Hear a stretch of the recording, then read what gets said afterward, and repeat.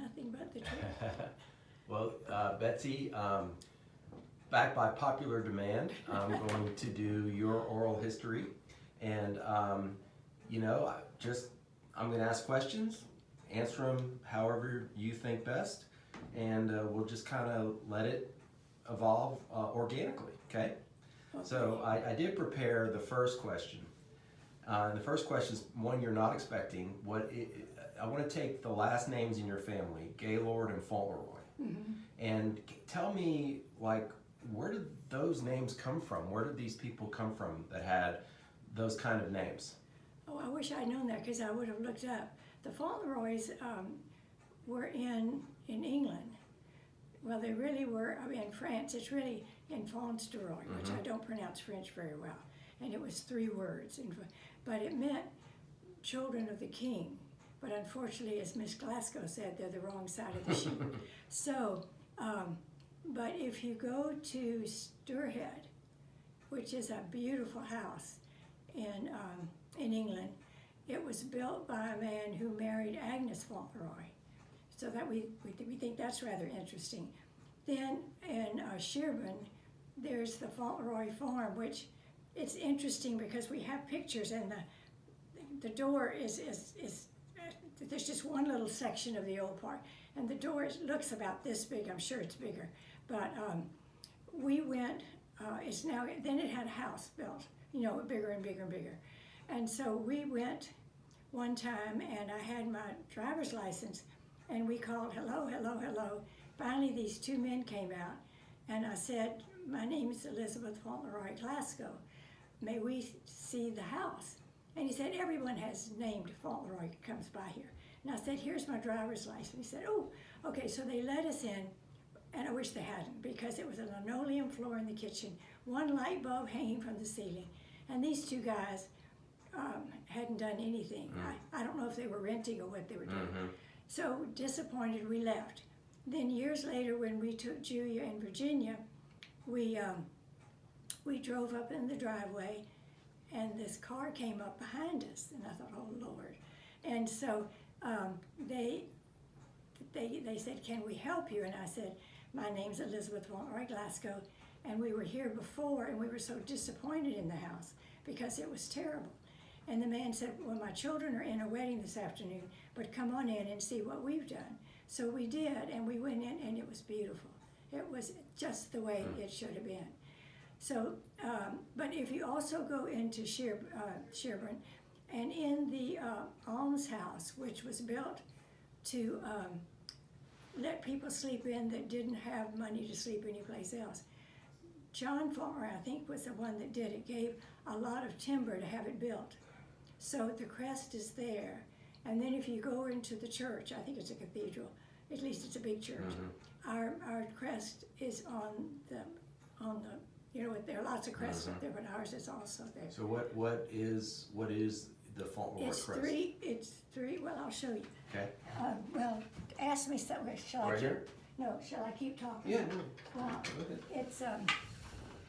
it's 3 sort of cherub-looking children, and that's about it. We have, luckily, at an auction, I don't know if you can hear me. I can hear you. At an auction, we were able to buy it, and I've got to get it out of here. Let me put this up here so I don't break it. And there's a woman who has more of the Fauntleroy stuff, but she doesn't want to sell it. But anyway, sorry to. That's all right. That's all right. But this is what it looks like. Oh yeah. Okay, that's beautiful. And then it's also on that bowl that we had made in Hong Kong. It's one of the crests on that also. Well, thank you for not making sweatshirts of the family crest of your side. Like we did. They finally have linen. You know, I used to joke and say that I was going to get a sweatshirt with a seal on it and call it the Schiffer family seal. Well, no, there's a book. Merrill was in the Garwood, not the Garwood, the Clayton place where you do all the genealogy. And I really got bored. He was just having a ball, and I was bored to death. And he said, Betsy, just go in another room. Just go someplace. So I did, and I found this little bitty book on the Fauntleroys. And so I read it, and then Daddy had a thing, and I have that. And I want to say in 15 something or other, they came over to the United States. Do you know why? Yeah. Maybe they were here. I don't know. Yeah. I don't know. But it goes all the way from that through to us. So I know in Merrill's case, his father was Unitarian, his mother was Catholic. As far back as you can remember, were your families Catholic on both sides? No. I don't know what. I'll tell you the truth. I don't know what they were. I don't know what the Fauntleroys were. The Dunns, Mama Dunn was. They were all Episcopalians, but then there was a priest.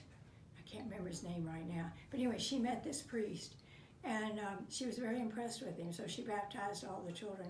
So my mother was the first Catholic, basically. Mama Dunn was the first, and then the children. And Dodo was a Catholic. Uncle Tom was not.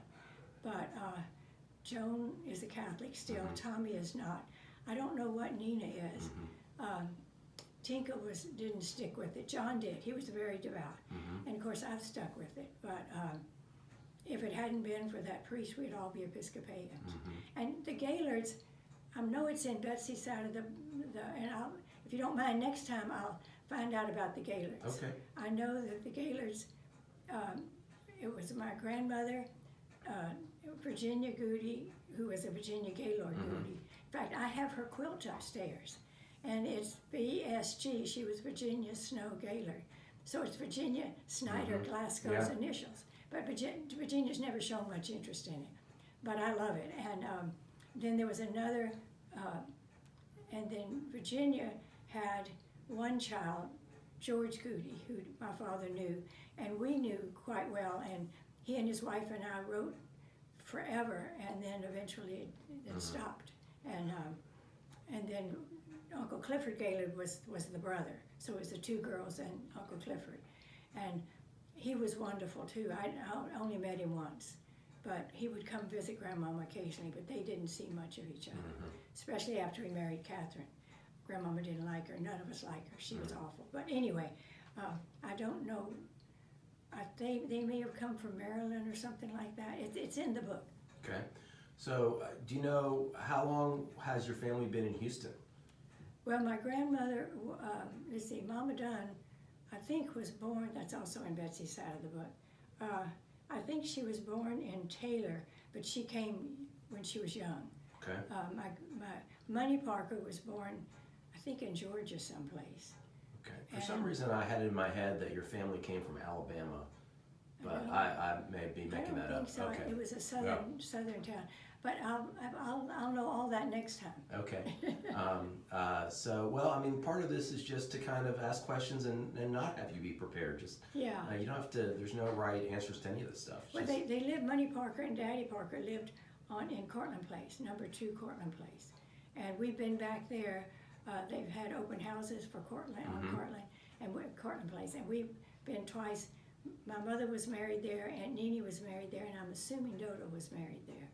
So, for like your children's generation, family and being back here at your house is a big deal for them. I'm sure that someday if Walter or Parker or whoever take Elizabeth's oral history, she'll talk about this house and family growing up. What were your fondest memories growing up of kind of family and whose house you were at? Going to Grandmama's.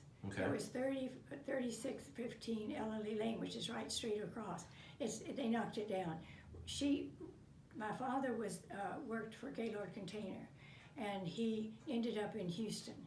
And my grandmother was divorced, and her other son Robert had died in his 18 or 19. He got pneumonia, unfortunately, in those days.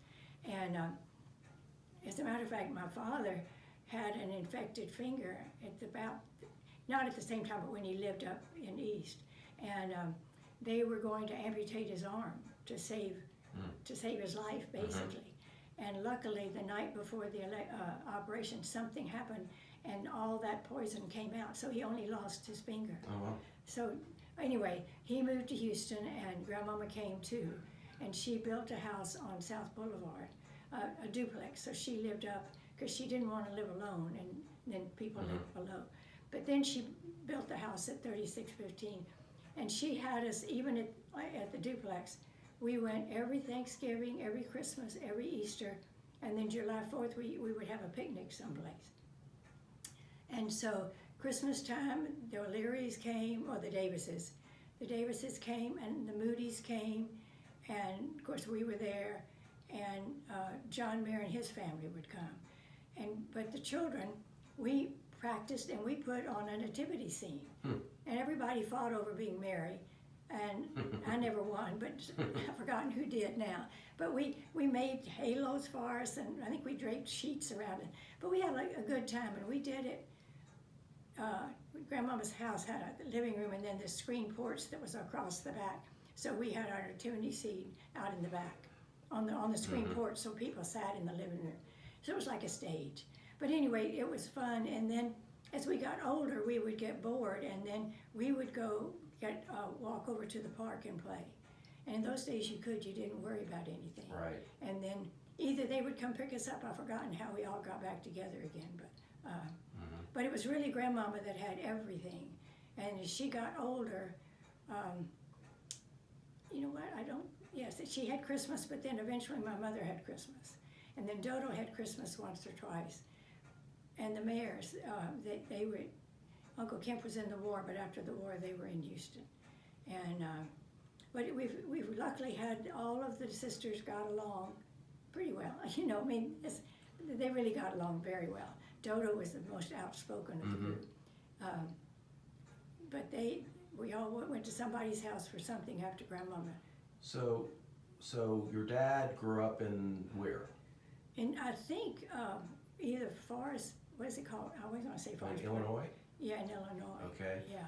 And then they came down. He came down here for the family business. Yeah. And so when your grandmother that you remember fondly, that was his mother. Yes. And then was your mom's mom alive? Oh yeah, Mama Dunn. She came to all that stuff. Okay. But she never had anything. They had an apartment. Those two women, Money and Mama Dunn, kind of went through all of Daddy Parker's money pretty fast. Unfortunately, they did not have common sense when it came. So but they had a nice life. They lived in apartments at 16, whatever it is, Shepherd. They're still there, but they've been renovated, probably knocked down and renovated. But, and I say she didn't do much, but John and I would ride our bikes to church on Sundays, because we didn't want to wait till 11.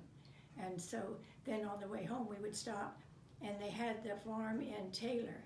So she would bring us country bacon, and she would cook it. And we would sit and have toast and jam and bacon. And we did that almost every Sunday, unless she was in Taylor. So we did see her a bunch, not as much as Grandmama.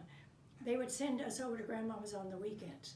So because my mother and father had a very social life. They went out a bunch. But they loved it. They had a good time. And their friends had a good time. And we had Irene for years and years and years. And she would let us stay up. Well, not as late as but if they just went out to dinner. And then when Daddy would back in, we could hear his car. And we would hightail it upstairs. And we were very good at playing possum. So anyway, I'm sort of jumping around. That's all right. But Grandmama, they would send us over there after Irene left. And because they needed a babysitter. And we loved to go. We had fun. And we'd spend sometimes Friday and Saturday night, sometimes just one. So your mom was one of 3 sisters. And two brothers. So I've met Dodo, and I met Nene, and I met Tommy, of course, and then DeWitt I never met. He died really of alcoholism, but he died probably before you were on the scene. Yeah. Probably. And I know Momo died when Elizabeth was 14 or 15, I think. Yeah. So what were the personalities like? Like, how did you see your mother fitting in with her sisters, and what were their personalities like? Because Dodo had a very strong I really liked her. I mean, she was, you know, you know where you stood with her at any moment, and which I appreciated. But so I was always a little scared of Dodo. In fact, at the luncheon, we were talking about, there were 4 Dunn girls. There was Gay and Julia and Joan and myself. And Joan said, let's take a picture of the Dunn girls. And so we got on Dodo. And Joan said she never knew what she was going to say. Like one day she said, Betsy, we're going to have to put bricks on your head. You're getting too tall. You're taller than all of us. Meaning Nene, well, my mother was 5'2". Dodo couldn't have been too much taller, but a little. And Nene was probably somewhere in that range. But I was a little, because you never knew what she was going to say. I wouldn't say she wasn't mean. I don't mean that. She just thought she could say what she thought. Well, I mean, I think Joan has got some of her personality. She does. But Uncle Tom was the sweetest, most wonderful man in the world. Yeah. And but of course that's not the girls. Nene was, I would say, the sweetest of all of them. She was not quiet, but she was quieter than She worried about what she said. And my mother was fun. She was a lot of fun, but she did like to sleep late. You did not make a sound until after 11, because if you did, you were dead meat. So your mom was the middle one? No, Mom was the oldest one. Oh, okay. It was. I think this is right. It was Mom, then DeWitt, then Dodo, then Nene, then Tommy. Okay. Tommy was the baby. Right, I knew that. Well, the picture in our bathroom of your mother's debutante. Oh yeah. Was really, I mean, the family resemblance, the eyes, everybody has the same eyes.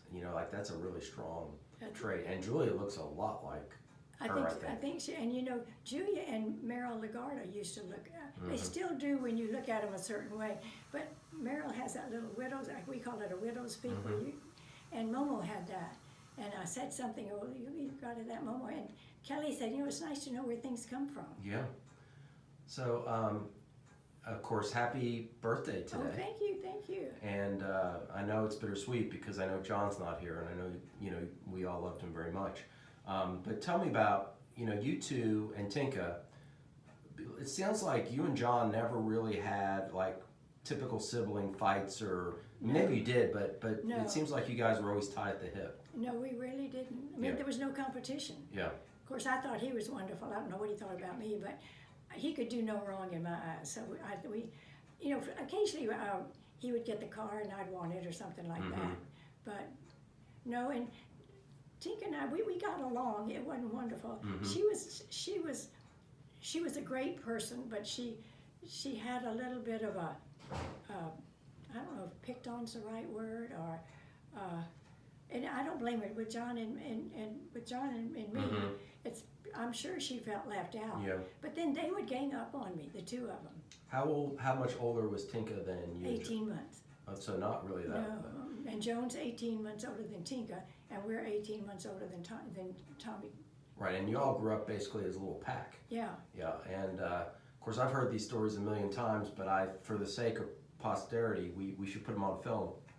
You guys were little troublemakers. Yeah, I think we were way on. I don't think that. You got to tell one story. Well, we did. Pick one story that you feel like your generations from now they'll hear about. I'll tell you two. The Obergs lived on the corner of Troon and Denman, and I don't know why, but for some reason we decided we didn't like them. So every Friday night we'd go dump over their garbage cans, and I'm sure, I don't know if they ever knew who did it, but I'm sure they thought they knew who did it. And then one time, the Ryans, this was Rosalie, Mary, and Laura, but they were part of our pack, and they had some white paint. And so we decided that we were going to paint April Fools, which it happened to be April Fool's Day, on their garage roof. Well, Rosalie wasn't afraid of the devil. She would do anything. So she climbed up on the roof, and we watched. We had sentries around to make sure. And I think she had just about finished. And then Mr. Oberg came out. And you have never seen children run as fast in your life. So Rosalie shimmied up a tree in our backyard and got on the roof of our garage. Well, I think we ran in the house. But he didn't catch any of us. But then he knew who these bad children were. And there's an Oberg on television, and I would love to know if he has any kin to that family, but I don't know. But But we weren't all that bad. And then we did do the street numbers in the middle of the street. And I don't really know why we thought that was going to be funny, but we did until the police came and put us in the car. But it was the River Oaks police. It wasn't the city. And well, first of all, we ran, and Tommy Davis, if he had just been smarter, but he was smart, but he ran into a tree. Joan, come, and we were under the bed in their servant's room, and the maid was in there, but we were under her bed, and we all decided we had to go out. So we all. And I remember that, but Tommy kind of let your side down because he got caught. Well, he ran into a tree, so Well, and it was dark. It yeah. was dark.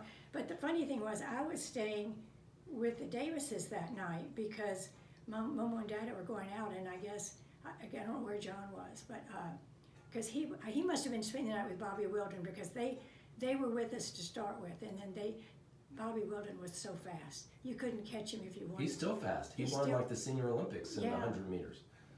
So but anyway, he and John disappeared so that they didn't get caught. But how old were you? Oh gosh, 12. Okay. 10. Mm-hmm. Somewhere around in there. Yeah. And so the policeman made us take him back and put him, but we didn't put him at the right house. We decided we weren't going to do that. But then I saved Tommy because Uncle Tom got angry, but I think he tuned it down because I was there. And luckily the Ryans didn't get in too much trouble because their mother said, I'm really very tired, I'll yell at you in the morning. And then she never did. And my family couldn't say anything because it was the next day, so there wasn't much they could say. But anyway, we weren't all that bad. We played a lot of jacks. We played a lot of, I doubt it, card games. We ate a lot of ice because it was hot, and we played outside all day. Well, we came in for a rest. Most of us went home for about an hour or so, and then we got back together. Were your family members of Houston Country Club back then? Yes. And where was it located? It was out on Harrisburg or something? Yeah, it was out by Lawndale, and it's right across from the cemetery. You can see the golf course from the cemetery. And how about TCYC? Did you go down there as a I went with Nene Godfrey. Well, Nene Shoemaker Godfrey, yes. I went down as a teenager. Fairly often, not all the time, but occasionally. So, you and John, where'd you go to elementary school? We went to St. Anne's. So, and then at some point you split up and went to different high schools. He went to St. Thomas and I went to Kincaid. And so did you go to Kincaid all 4 years of high school? Yeah. How'd you like it? Well, I loved it. I loved every minute of it. Do you still have friends from high school that you keep up with? Well, it's sad because one friend lives in Florida, and another friend, she is so sophisticated that we have nothing in common anymore.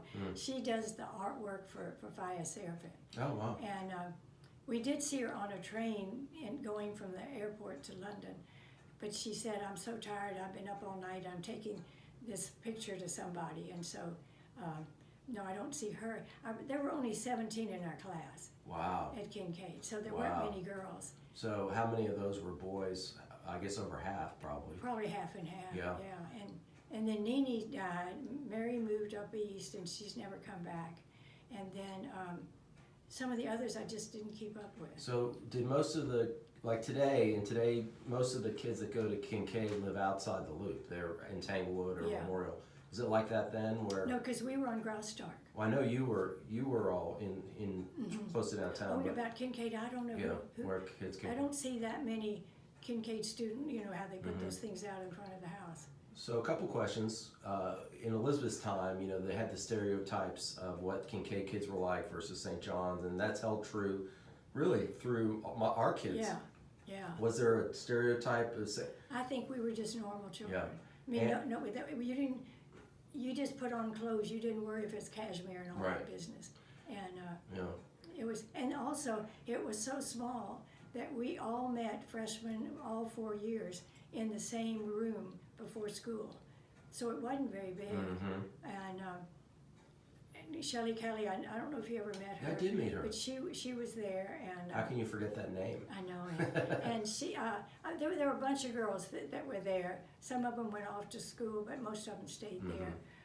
Elsa Perlitz was one. There were a lot of them, but they it was, you knew the older children, the older people because you were in the same room with them. Not the same class, but you were in the same room. And then sports, I played sports, and luckily with that few, with that group, if you were halfway decent, you could play. Well, I think you're being humble because you have very athletic children and grandchildren, and we know it did not come from Merrill. Well, my father was a really good tennis player, but I think that's about all he did. But he was good at that. I think it's just luck. Well, so you played basketball, right? And what else? Volleyball and baseball. Okay, so you played all three seasons. That's all they played. Yeah, and which were you best at? Oh gosh, I don't know.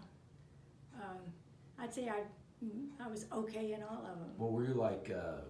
For some reason, I want to think that you were like the leading scorer on one of your teams. No, I did pretty well in scoring in basketball, but I wouldn't say I was. We were all there. There were some girls that were a whole lot better than I was. And in baseball, luckily I made the team as a freshman just because they needed people, and so I played all 4 years baseball. And basketball, I got on the team my sophomore year. So, and volleyball, I think it was the same thing. I think I got on my sophomore year, but I'm not sure it's all that talent. It was desperate for somebody that could serve and bat it back. Well, again, I think you're being too humble. So John was at St. Thomas. You were at Kincaid. St. Thomas was all boys then and now. It still is all boys, I'm pretty sure. Yeah. So dating. Like, when John had dates or girlfriends, were you like critical of them? Were you protective of John? I mean, how did that work? I think I liked most of the girls because we were all friends. Yeah. And what about the other way? No, I don't know. It's funny. When we were in St. Anne's, we all got boyfriends and girlfriends in, I think, the 6th, 7th, and 8th grade. And we it was 2 weeks and then you'd like somebody else. But there was a girl named Pat Ballou. When we were at St. Anne's, there was Nene Shoemaker and what was her name? Oh, I can't think. Jean Perlitz, myself, and we were the 3 Musketeers. Then Pat Ballou came, so we were the 4 Musketeers, and she had a playroom upstairs, and so George Strait, John, and then Jimmy McCauley. There were just Peter Allen. A bunch of us just went over there on Friday nights and just played around, ping pong and that sort of stuff. And so that was sort of St. Anne's. And then occasionally you would go to the movie with a boy, but you went as a couple. Another couple came. It sounds kind of fraying. It's weird, but that was 7th and 8th grade. And somebody took you and somebody picked you up. But that was daytime. You didn't do it at night. And then at Kincaid, I went out a little bit my freshman year, and then I think it was my sophomore year, end of my sophomore year, I started going with the boy, and I guess Holman Gregory, gosh, he was weird. But I thought he was cute, but he loved to make bullets. He loved to go shooting. So some of my dates, I'd go and watch him make bullets. But how dumb is that? But he was very, very nice, and he was a good, that small a class. Yeah, right. It was, we all kind of went out together. But anyway, it was fun. It was fun. Okay. So, phone is ringing. We're at 2. So we are at 30 minutes. So I'm going to stop for today. Okay. And then next weekend, let's pick up where we left off. Okay. And I'm going to look up the Gaylords. Okay. That's All great. right.